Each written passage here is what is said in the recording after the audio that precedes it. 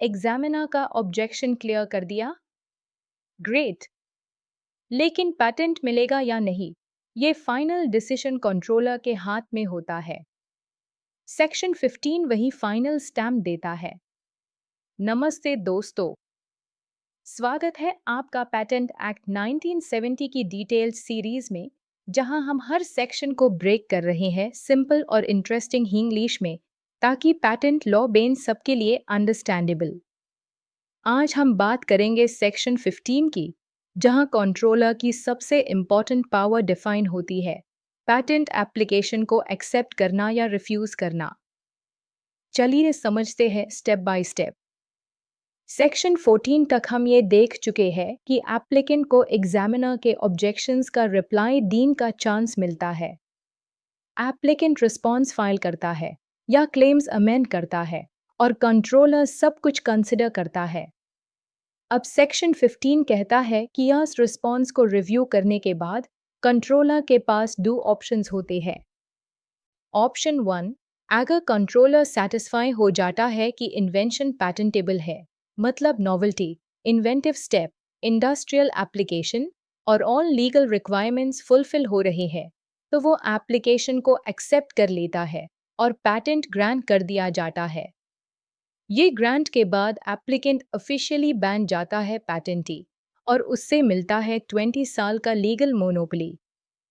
Option 2, अगर controller को लगता है कि ऑब्जेक्शंस एडिक्वेटली रिप्लाई नहीं हुए या इन्वेंशन पैटेंटेबल नहीं है, तो वो एप्लीकेशन को रिफ्यूज कर सकता है।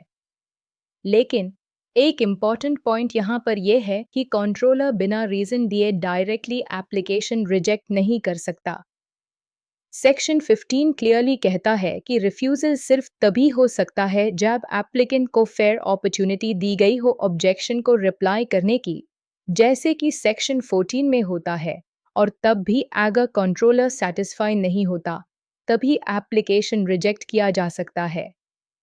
यानी एप्लीकेंट के राइट्स प्रोटेक्ट किए जाते हैं, उससे नेचुरल जस्टिस मिलता है। अगर कंट्रोलर एप्लीकेशन एक्सेप्ट करता है, तो पेटेंट जर्नल में उसका नाम पब्लिश होता है और ऑपोजिशन के लिए एक शॉर्ट विंडो भी मिलती है। और अगर कंट्रोलर रिफ्यूज करता है, तो एप्लीकेंट इस डिसीजन के खिलाफ अपील भी कर सकता है इंटेलेक्चुअल प्रॉपर्टी अपीलेट बोर्ड (आईपैब) या हाई कोर्ट के पास, डिपेंडिंग ऑन केस। एक और बात, कभी कभी एप्लीकेंट खुद भी वॉलंटरीली एप्लीकेशन विथड्रॉ कर लेता है अगर उससे लगता है कि इन्वेंशन एलिजिबल नहीं है या ऑब्जेक्शंस का जवाब नहीं मिल रहा। तो ओवरऑल सेक्शन 15 बेसिकली एक डिसीजन मेकिंग सेक्शन है। ये सेक्शन एक क्लियर मैसेज देता है कि पेटेंट प्रोसेस कोई रबर स्टैंप वाली सिस्टम नहीं है। ये एक स्ट्रक्चर्ड, फेयर और टेक्निकल एनालिसिस का प्रोसेस है, जहां फाइनल अप्रूवल या रिजेक्शन कंट्रोलर के साउंड जजमेंट पे बेस्ड होता है। और इसी वजह से कंट्रोलर की रोल को लॉ में इतनी इम्पोर्टेंस दी गई है।